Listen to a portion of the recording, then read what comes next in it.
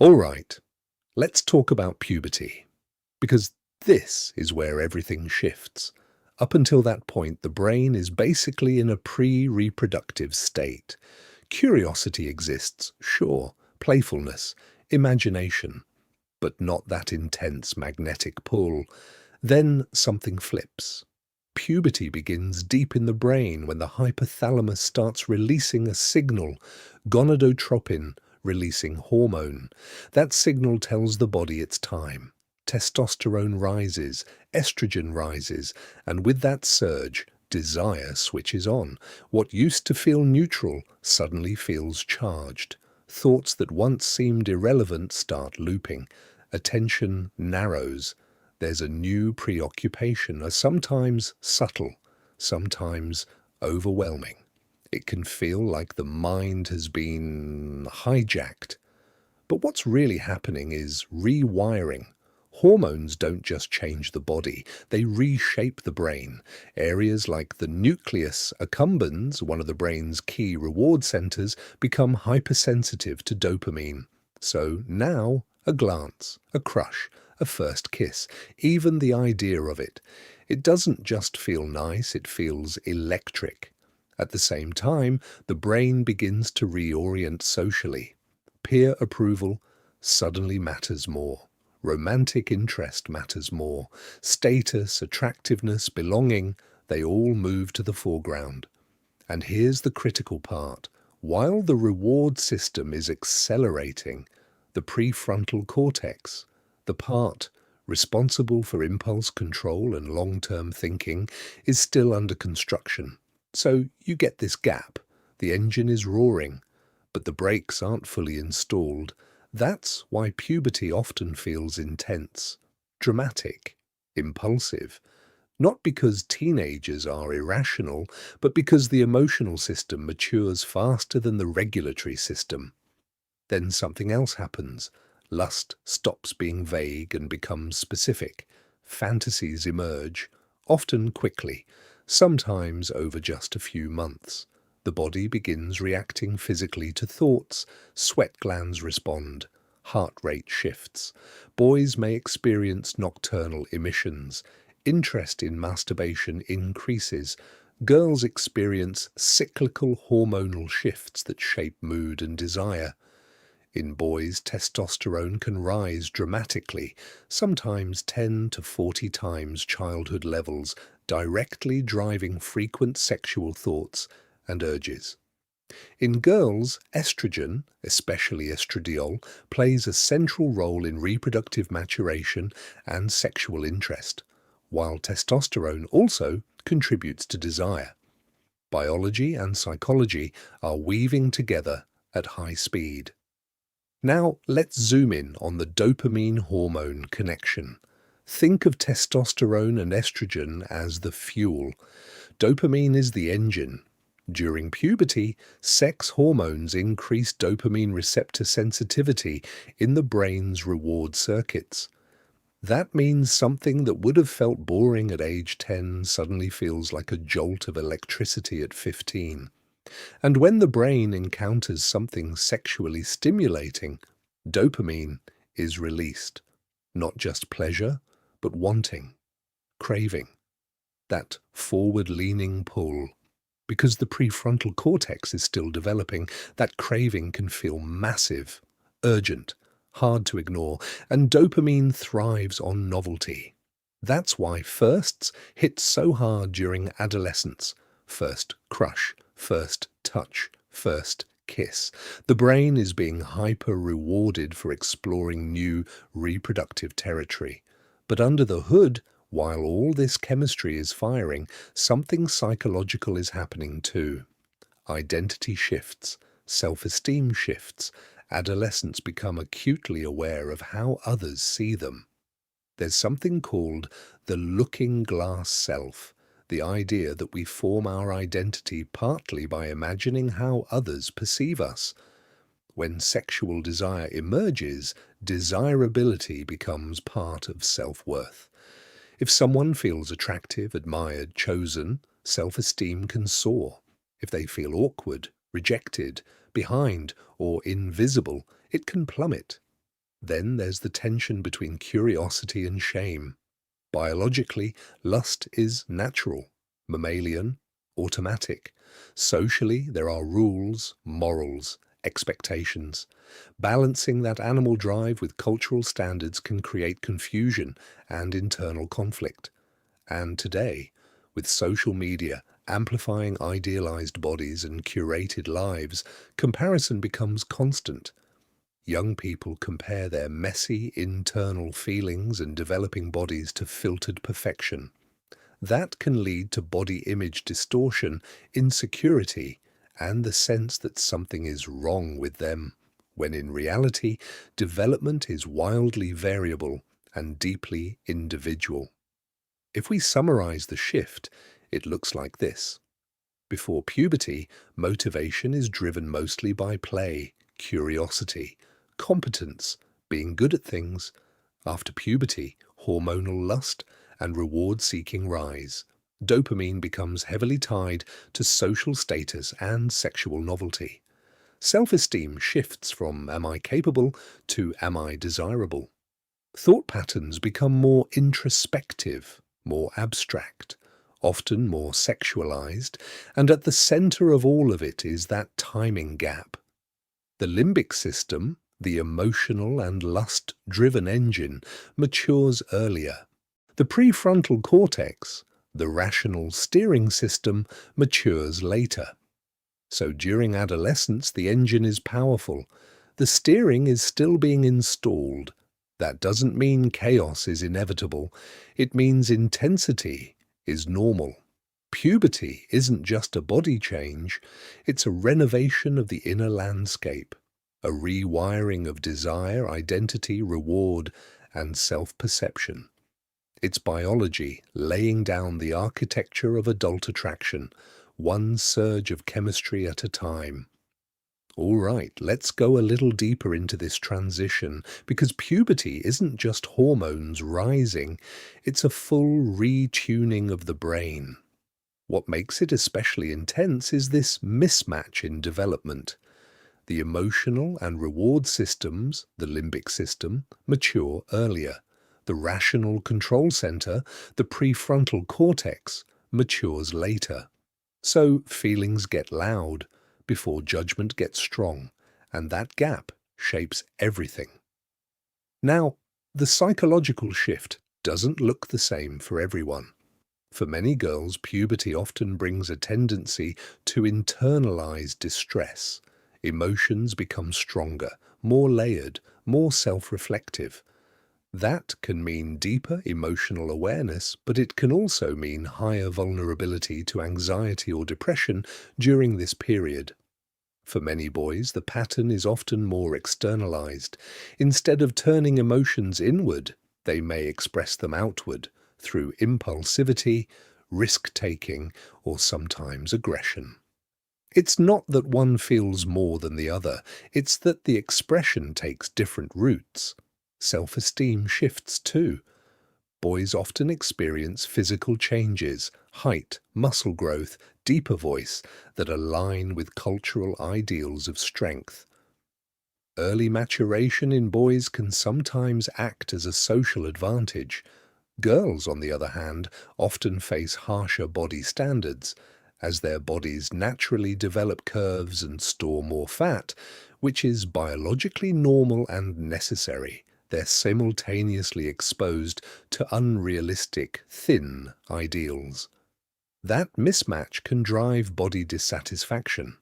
Early maturation in girls especially can increase risk for depressive symptoms and unwanted attention before they're emotionally ready for it. And then there's sexual motivation. In boys, testosterone can increase dramatically, sometimes dozens of times above childhood levels. That surge can create a sudden intensity of sexual drive that feels overwhelming or confusing at first. Without guidance or healthy outlets, some struggle to regulate that drive, which is why support systems and accountability communities, like Sex Addicts Anonymous, exist for adults who later find their behaviors spiraling. The key point is this: Intensity without regulation can become chaos. And that's where modern technology enters the picture. Social media acts almost like a super peer. During puberty, the brain becomes hypersensitive to social feedback, approval, rejection, status, comparison. On social platforms, that feedback is constant. There's even a term, social comparison and feedback seeking. Adolescents, especially in later stages of puberty, become more reactive to social evaluation. Brain regions involved in social cognition light up more intensely when they receive likes, comments, or validation. Now combine that with dopamine, infinite scroll, push notifications, algorithmic recommendations. All of these features are engineered to trigger the reward system again and again. Because the prefrontal cortex is still developing, teenagers often find it harder than adults to disengage once they're hooked. It's not weakness, it's neurobiology meeting design. There's also emerging research suggesting that chronic stress, including stress amplified by social comparison, may influence the timing of puberty in girls, possibly accelerating events like menarche. And then there's exposure. Algorithms can expose adolescents to sexualized content earlier and more frequently than in previous generations, sometimes intentionally sought, sometimes completely accidental. Repeated exposure can normalize behaviors or shape expectations long before emotional maturity catches up. But here's the important balance. Digital life isn't purely harmful. For many LGBTQ+ adolescents, online spaces provide safety, language, and community that may not exist in their immediate environment. Finding others who share your identity can reduce isolation and improve well-being.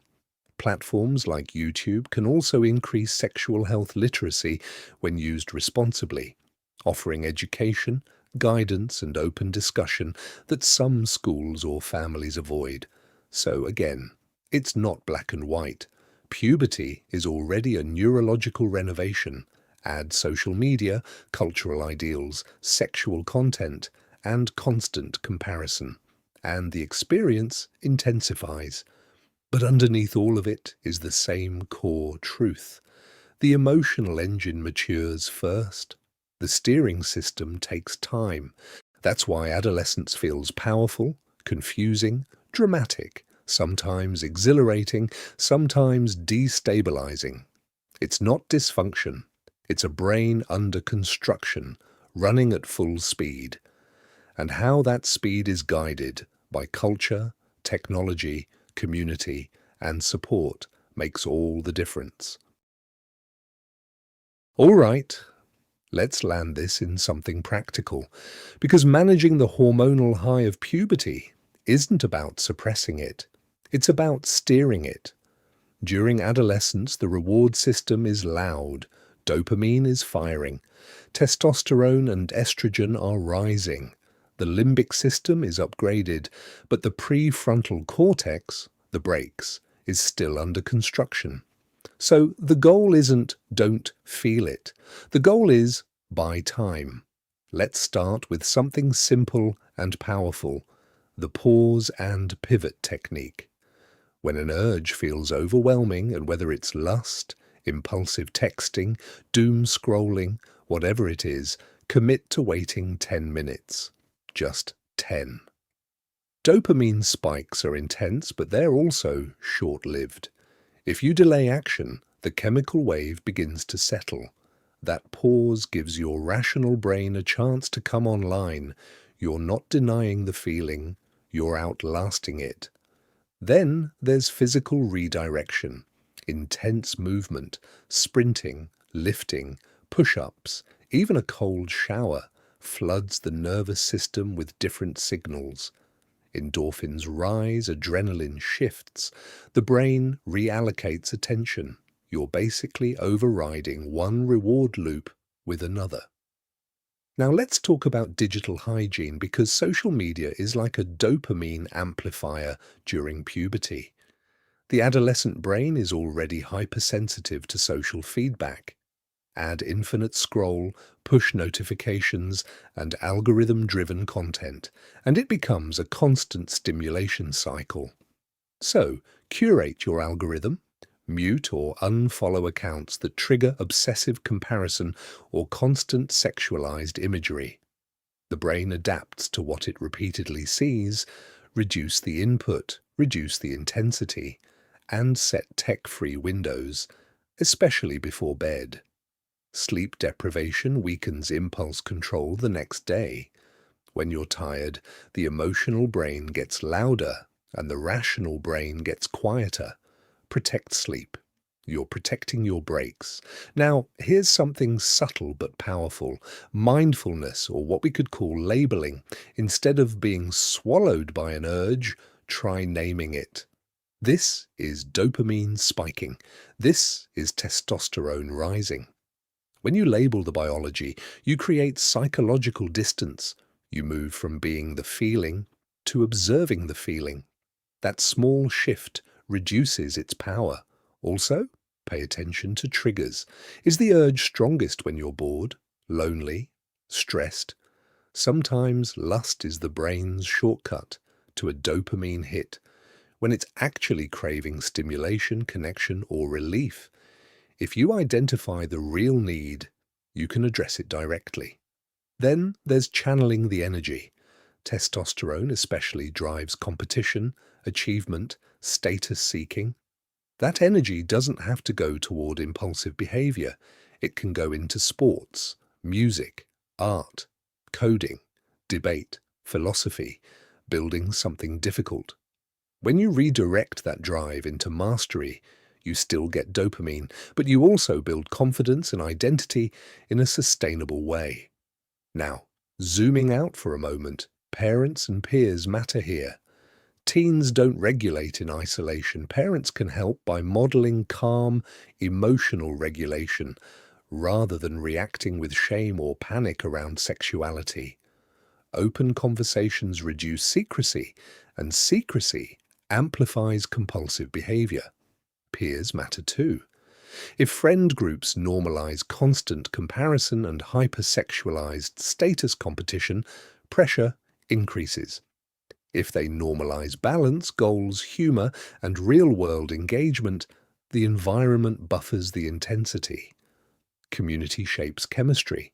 So let's wrap this up with the cheat sheet. Hormones are the fuel. Testosterone and estrogen surge, switching on the reproductive drive. Dopamine is the engine. The reward system becomes hypersensitive. What once felt nice now feels electrifying. The gap is the mismatch. The limbic system matures early. The prefrontal cortex matures later. The engine is powerful. The steering is still installing. The mirror is self-esteem. The focus shifts from am I competent to am I desirable, and the modern twist. Social media acts like a dopamine fire hose. It intensifies comparison, feedback seeking, and stimulation beyond what previous generations experienced. Managing this phase isn't about shutting hormones down, that's impossible. It's about building habits that strengthen the steering system while it develops. Pause, redirect, curate input, protect sleep, channel energy, talk openly. Over time, the brakes catch up to the engine, and when they do, that same biological force that once felt overwhelming becomes powerful, but guided. That's the real transition into adulthood.